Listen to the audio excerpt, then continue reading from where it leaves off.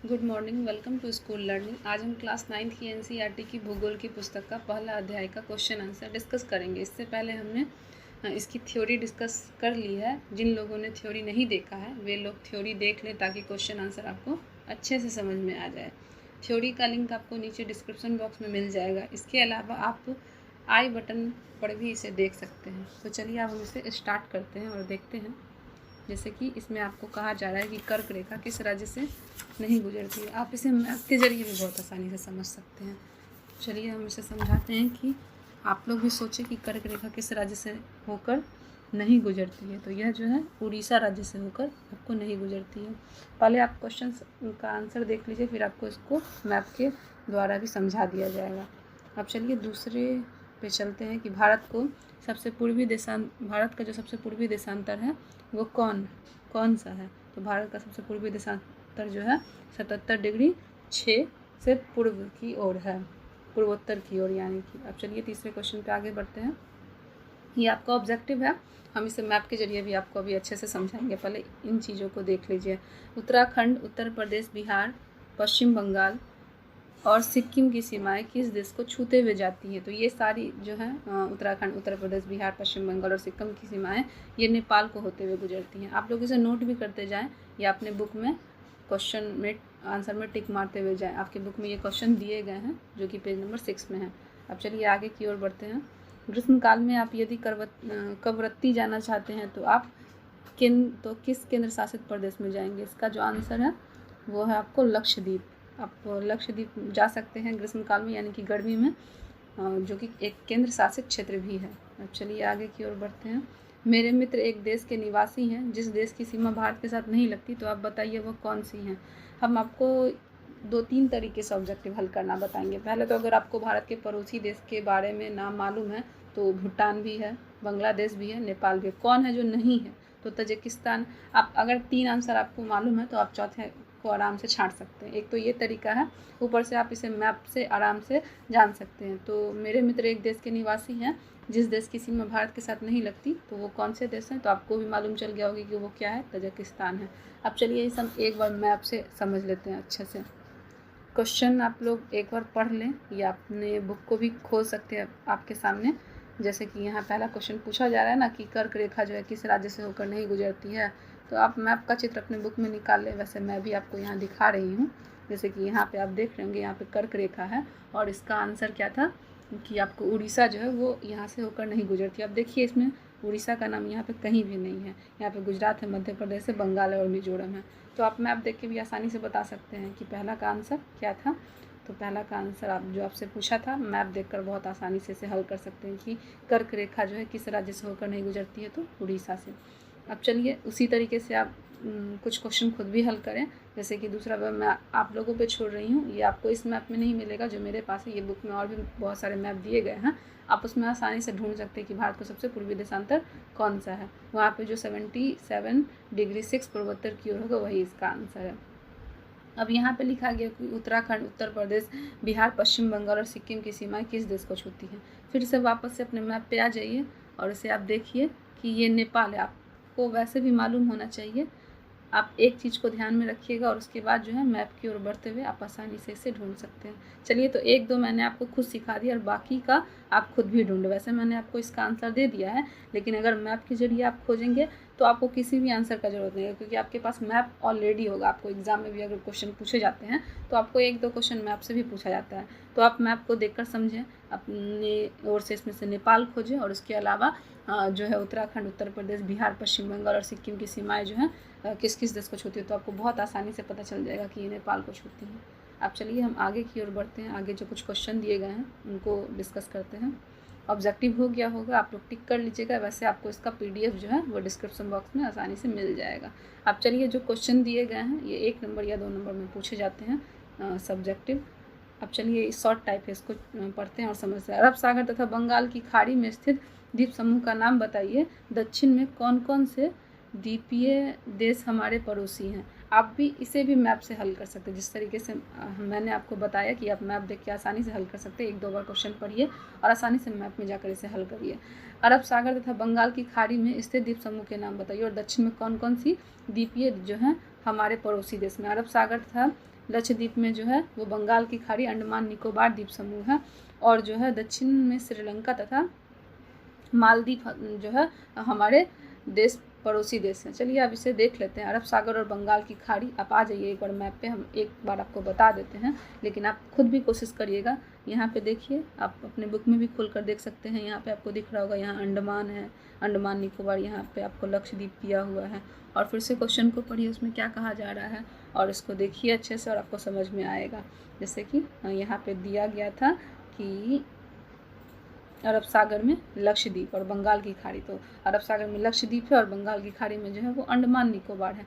बहुत आसानी से आपको यहाँ आंसर मिल जाएगा। आप एक बार खुद भी प्रयास करके देखिए यहाँ पे अरब सागर लिखा हुआ है ना, उसके नीचे जस्ट लक्षद्वीप है, और यहाँ पे बंगाल की खाड़ी लिखा हुआ है ना, यहाँ पे अंडमान और निकोबार द्वीप समूह है। बहुत आसानी से मैप के जरिए किसी भी क्वेश्चन को हल कर सकते हैं। तो आपके पास क्वेश्चन भी होगा और आंसर भी होगा, बस आपको ढूंढना है उसमें से। चलिए आगे पढ़ते हैं, दूसरे क्वेश्चन को डिस्कस करते हैं कि उन देशों के नाम बताइए जो भारत के क्षेत्रफल से बड़े हैं। आपका जो ये क्वेश्चन है आपके बुक में भी दिया गया, वैसे हम आपको आंसर बता दे रहे हैं, लेकिन आप चाहें तो खुद भी ढूंढ सकते हैं। पहले आंसर सुन लीजिए, फिर आपको पेज नंबर भी बता दिया जाएगा जहाँ पे ये आंकड़े दिए गए हैं। चलिए तो आगे बढ़ते, इसमें क्या पूछा जा रहा है, उन देशों के नाम बताइए जो भारत के क्षेत्रफल से बड़े हैं। तो रूस, कनाडा, अमेरिका, चीन, ब्राज़ील और ऑस्ट्रेलिया क्षेत्रफल में क्या है, भारत से बड़े। आप इसे डाटा देखकर बहुत आसानी से समझ सकते हैं। उसका जो पेज नंबर है, जो कि 2 पेज नंबर में आपको दिया गया है, एक्सरसाइज 1 के 2 पेज नंबर में बहुत अच्छा से ग्राफ दिया है। आप उन ग्राफ को देखकर आसानी से रूस, कनाडा, अमेरिका, चीन, ब्राज़ील, ऑस्ट्रेलिया के बारे में समझ सकते हैं। भारत का उसमें सबसे आखिरी में, जो कि 7वां बड़ा देश है। चलिए आपको याद रहेगा, एक बार कोशिश भी करिएगा। फिर से बता देते हैं, एक्सरसाइज 1 पेज नंबर 2 आपको मिल जाएगा आसानी से, इसमें डाटा दिया गया है। हमारे उत्तर पश्चिम, अब चलिए थर्ड क्वेश्चन की ओर बढ़ते हैं। हमारे उत्तर पश्चिम, उत्तरी तथा उत्तर पूर्वी पड़ोसी देशों के नाम बताइए। भारत के पड़ोसी देशों के बारे में पूछ रहे कि उत्तर पश्चिम इलाके में कौन कौन आते हैं, और उत्तरी तथा उत्तर पूर्वी देशों में कौन कौन आते हैं, जो कि हमारे पड़ोसी देश है। तो यहाँ पे क्या क्या आंसर दिया है आपको खुद भी पता होना चाहिए। वैसे आप इसको भी मैप देख के बहुत आसानी से हल कर सकते हैं कि हमारे उत्तर पश्चिम पड़ोसी देश जो है वो पाकिस्तान है, अफगानिस्तान है, और हमारे उत्तरी पड़ोसी देश कौन है, चीन है, नेपाल है, भूटान है, और हमारे उत्तर पूर्वी पड़ोसी देश कौन है, म्यांमार और बांग्लादेश है। अब चलिए 4 क्वेश्चन की ओर बढ़ते हैं। भारत के किन किन राज्यों से कर्क रेखा होकर गुजरती है। अभी भी हमने आपको मैप के जरिए इस चीज़ों को बताया था, ऑब्जेक्टिव में ये क्वेश्चन था। अब आप सब्जेक्टिव में भी इसे ढूंढ सकते हैं कि कर्क रेखा जो है वो गुजरात, मध्य प्रदेश, छत्तीसगढ़, झारखंड, पश्चिम बंगाल, त्रिपुरा और मिजोरम राज्यों से होकर गुजरती है। देखिए अभी तो यहाँ पे आपने आंसर देखा, आप चलिए एक बार मैप देख लेते हैं, उसमें बहुत सुंदर से आंसर दिया है। आप एक बार में देख कर बता सकते हैं, मतलब आपको किसी की भी आवश्यकता नहीं होगी। मान लीजिए यहाँ पे आपको दिख रहा है ना, ये कर्क रेखा है। अब देखिए कर्क रेखा से कौन कौन राज्य गुजरती है, गुजरात है, मध्य प्रदेश है, झारखंड है, बंगाल है, त्रिपुरा है, बांग्लादेश है, मणिपुर है। आप बहुत आसानी से इसे देख पा रहे होंगे। देखिए आपको आंसर भी कितने अच्छे से मिल गया। तो आप अगली बार खुद भी प्रयास करें कि कैसे मतलब आपको आंसर अच्छे से मिल जाए मैप में देखकर भी। तो आपको याद रखने की भी आवश्यकता नहीं होगी, बस आप एक बार पढ़ लीजिए, मैप देख लीजिए, आपको आसानी से पता चल जाएगा। चलिए तो अब हम आगे की ओर बढ़ते हैं। इसमें और कुछ क्वेश्चन दिए गए हैं जिसको हम क्या करेंगे, डिस्कस करेंगे। यहाँ पे क्वेश्चन दिया हुआ है कि सूर्योदय अरुणाचल प्रदेश के पूर्वी भाग में गुजरात के पश्चिम भाग में अपेक्षा 2 घंटे पहले क्यों होती है, जबकि दोनों राज्यों में घड़ी एक ही समय दर्शाती है, स्पष्ट कीजिए। जब मैंने आपको चैप्टर पढ़ा रहा था तो उसके समय भी मैंने आपको ये चीज़ें बताई थी। अब फिर भी चलिए हम उसको समझ लेते हैं। हम आपको क्वेश्चन आंसर भी ढूंढना सिखाएंगे। अगर आप चाहते हैं कि आपको हम क्वेश्चन आंसर ढूंढना सिखाएं तो आप कमेंट बॉक्स में कमेंट जरूर करें। चलिए तो गुजरात और अरुणाचल प्रदेश में 2 घंटे का अंतर होता है। गुजरात की अपेक्षा अरुणाचल प्रदेश में जो है सूर्य 2 घंटे से पहले उदय होता है, किंतु फिर भी दोनों राज्यों में घड़ियाँ एक ही समय में दिखती हैं।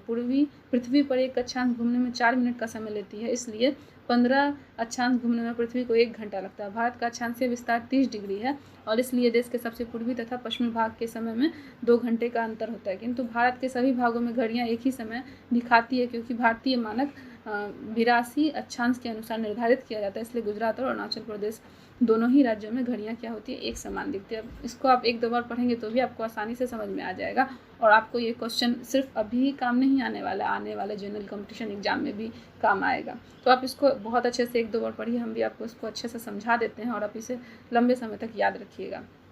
यहाँ पे चलिए एक बार फिर से क्वेश्चन को फिर से पढ़ लें। सूर्योदय अरुणाचल प्रदेश में पूर्वी के भाग में, गुजरात में पश्चिम भाग की अपेक्षा 2 घंटे पहले क्यों होता है, जबकि दोनों राज्यों में घड़ी एक ही समय दर्शाती है। यहाँ पूछा जा रहा है कि घड़ी तो हमेशा हमें एक ही टाइम देती है, फिर भी जो है दोनों अलग अलग राज्यों में 2 घंटे पहले सूर्योदय क्यों होता है, वहाँ 2 घंटे बाद क्यों होता है। तो गुजरात और अरुणाचल प्रदेश में समय 2 घंटे का अंतर होता है, इसलिए है क्योंकि गुजरात की अपेक्षा अरुणाचल प्रदेश में सूर्य 2 घंटे पहले उदय होता है, किंतु फिर भी दोनों राज्यों में घड़ियाँ एक ही समान दिखती है। वो तो हमारे यहाँ भी दिखती हैं।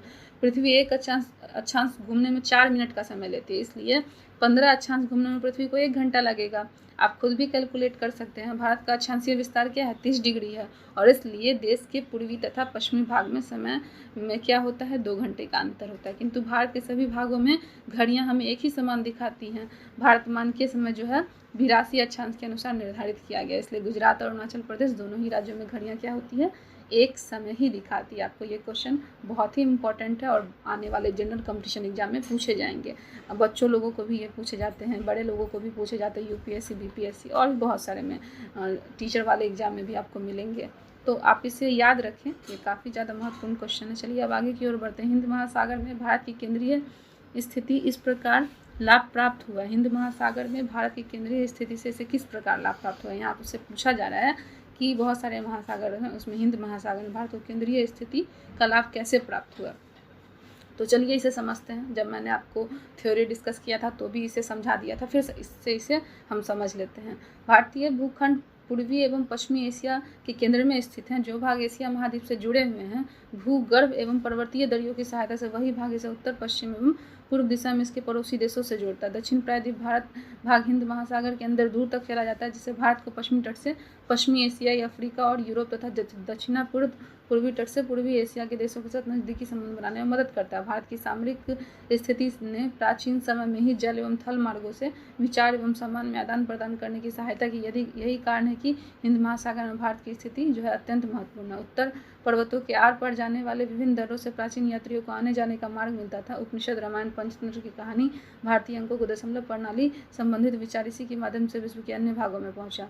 मसाले, मलमल और व्यापार अन्य सामान भारत के अन्य देशों में ले जाया जाता था। दूसरी ओर यूनानी मूर्तिकला, पश्चिमी एशिया विभिन्न प्रकार के गुम्बद एवं मीनार बनाने में, भवन निर्माण कला में विभिन्न भागों में देखी जा सकती है। हिंद महासागर में भी अन्य देश का समुद्र तट जितना बड़ा है, और वास्तव में हिंद महासागर में भी भारत में महत्वपूर्ण स्थिति के कारण इस महासागर का नाम जो है भारत के नाम पर सही ठहराया जाता है। मतलब आपसे यहाँ क्वेश्चन पूछा जा रहा है कि जो हिंद महासागर है उसको मतलब भारत की केंद्रीय स्थिति क्यों प्राप्त है और इससे हमें क्या लाभ है।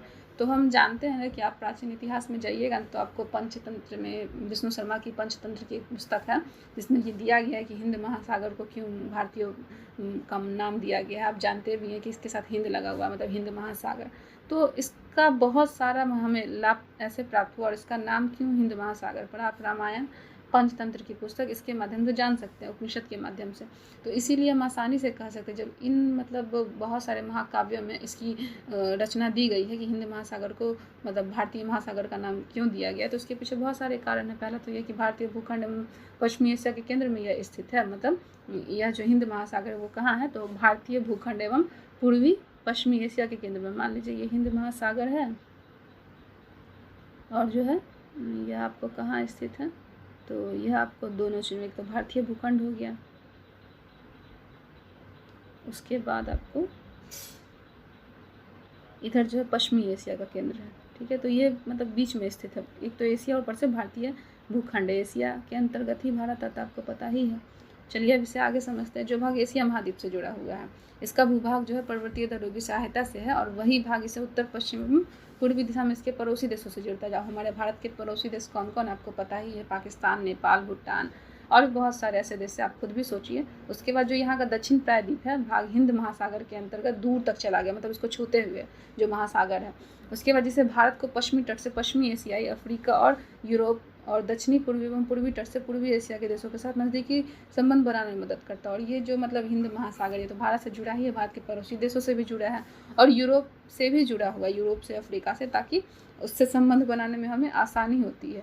और भारत के सामरिक स्थिति में प्राचीन समय से ही जल और थल मार्ग जो है वो समान है, मतलब उसमें आदान प्रदान करने में काफ़ी ज़्यादा सहायता मिलती है, इसीलिए इसे हिंद महासागर में भारत की स्थिति क्या है, अत्यंत मजबूत है। उसके बाद तो महाकाव्य के बारे में आपको बता ही दिया गया। फिर मसाले और मलमल का व्यापार जो है भारत में इसी जगह से ले जाया और लाया जाता था। और दूसरी ओर यूनानी मूर्तिकला, पश्चिमी एशिया, विभिन्न प्रकार के गुंबद और मीनार जो है भवन निर्माण इन्हीं विभिन्न भागों में देखी जाती है। मतलब हमारे बहुत सारे जो जैसे कि कुतुब मीनार, ताजमहल, इसके अलावा बहुत सारे ऐसे गुंबद है, प्राचीन मूर्ति कला वगैरह, वो हमें इसी महासागर के अंतर्गत देखी जाती है, मतलब इसी स्थल पर।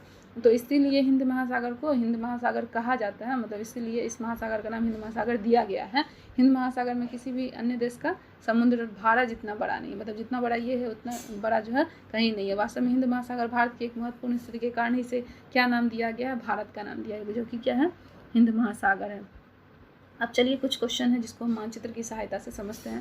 पहले भी मैंने आपको बहुत अच्छे तरीके से मैप को मतलब देखना और करना बता दिया है, तो आप इन क्वेश्चन का जवाब बहुत आसानी से दे सकते हैं मैप को देखकर। चलिए अब इसे पढ़ते हैं, एक बार समझ लेते हैं सरल शब्दों में। अरब सागर और बंगाल की खाड़ी किस द्वीप समूह में स्थित है? अभी भी हम इस क्वेश्चन का आंसर पढ़े ही है, लक्षद्वीप एवं अंडमान निकोबार द्वीप समूह। इसका जो क्वेश्चन है वो आपको ऊपर भी मिला हुआ है। चलिए एक बार फिर से देख लेते हैं और आपको समझा भी देते हैं। यहाँ पे आप देख रहे होंगे अरब सागर है, यहाँ पे क्या है, बंगाल की खाड़ी, यहाँ पे क्या है, लक्षद्वीप है, यहाँ पे क्या है, अंडमान निकोबार द्वीप समूह है। चलिए अब दूसरा क्वेश्चन पढ़ते हैं। यहाँ पे दिया हुआ है कि भारतीय उपमहाद्वीप किन किन देशों से मिलकर बना है।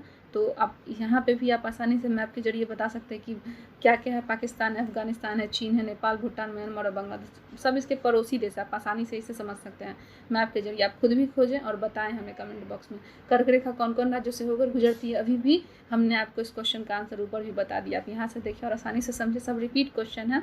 भारतीय मुख्य भूभाग का दक्षिणी शीर्ष बिंदु क्या है? तो भारतीय क्या है इसका शीर्ष बिंदु? 37 डिग्री 6। ये भी आप आसानी से दूसरे मैप में समझ सकते हैं जो कि पुस्तक में दी गई है। अब है 5वां क्वेश्चन की भारत का सबसे उत्तरीय अक्षांश है क्या? तो भारत का सबसे उत्तरीय अक्षांश कौन सा है? तो यहाँ पे आपको दिया हुआ 8 डिग्री 4। अब आगे चलिए आगे समझते हैं क्वेश्चन नंबर 6। क्वेश्चन नंबर 6 क्या कह रहा है? भारत का सबसे पूर्वी और पश्चिमी देशांतर कौन है? तो भारत का सबसे पूर्वी और पश्चिमी देशांतर जो है वो क्या है आपको 68 डिग्री 7 से एवं 97 डिग्री 25। आप इसे भी मैप में बहुत आसानी से देख के समझ सकते हैं। कोशिश करिए और हमें बताइए। और उसके बाद है क्वेश्चन नंबर 7, सबसे लंबी तटरेखा वाला राज्य कौन है? तो सबसे लंबी तटरेखा वाला राज्य जो है वो कौन है? कन्याकुमारी है।